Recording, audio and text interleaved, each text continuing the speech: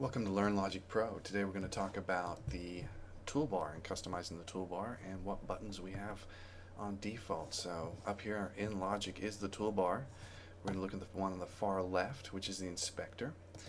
Clicking on that hides and reveals this area here, which is basically inspecting whatever track you've selected. Here are the preferences for Logic, global preferences, key commands can be found up here as well, but it's nice that they put a button there. Settings are specific to the Logic project you're working on, where our preferences will change for the entire projects across the board. These will just change for the specific project you're on. Auto zooming is simple. It just zooms onto whatever track is selected, just toggling up and down changes the zoomed track. Next is automation. This is where you can draw in automation. Set locators, and what I'm going to do is I'm going to just pencil in a few regions here. Here's my phone. So inside here you have a group of regions. So setting locators, if I come here and I select just this region, basically my locators are set by that region. If these two are selected, it will change to those parts. So if I move here, you'll notice that it changes here as well. Repeat section just repeats whatever section is selected here in the locators. Cutting section cuts out whatever's selected and shuffles everything down. Pretty neat. Insert section, if I put the playhead right here and I insert this section, whatever's in these parameters will insert right here at the playhead, which is quite nice. Split by locators, if I move this, it's in between these points. I'm going to select these, and you notice that the locators actually are going to split this area, and that's exactly what happens. It just splits at that area. At that point you can just repeat that section, and you notice it repeats only what's been split. Split by playhead actually is kind of like a garage band. If I select this and split by playhead, it'll split the playhead here. And you notice actually before this session I accidentally removed the merge. So I'm going to select this together.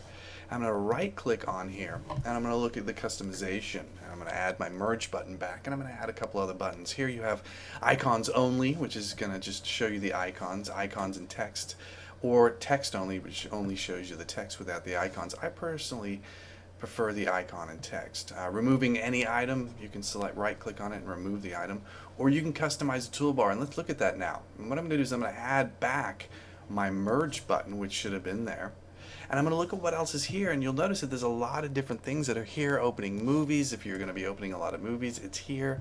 Importing audio, you want to import a specific piece of audio, it's here. Stripping silence is a good one. Nudging right and left is a good one if you just want to nudge your region around the timeline. You can even take things off. Say for instance you never split by playhead, you can just drag that right off and poof, it disappears. If you do a lot of learning from MIDI, you can put that up here, and this will learn from any MIDI source for automation. Or even lock to SMPTE could be put up here. Now these actually are going to be on the preference level, and once you've added these, every single session that opens up will have these buttons on here, so it is not based on a project, which is really quite nice. So once you've customized your toolbar exactly the way you want, click done. And as we move down the toolbar, there are some ones that we didn't actually talk about. Bouncing obviously allows you to render your song or your project to disk, and there's a bunch of settings for it. Colors allows you to change the colors of specific regions. If I select these regions, I can change this to a color, and this you can get some sort of indication on chorus, verse, or a specific part or a specific region that you want to highlight. Lists basically opens up the list view here, where you have all the specific event, marker, tempo, and signature lists that allow you to put these along the timeline for, again, putting marks and changing tempos or even time signatures. Media, this area here basically has where you have all your bin, your media for the bin, your loops, Apple loops that you've installed, even third-party ones. Your library, which are all the presets, the channel strip sets, and the browser, which essentially allows you to browse through your hard drive for any specific media or project you're working on. That's basically the toolbar at the top.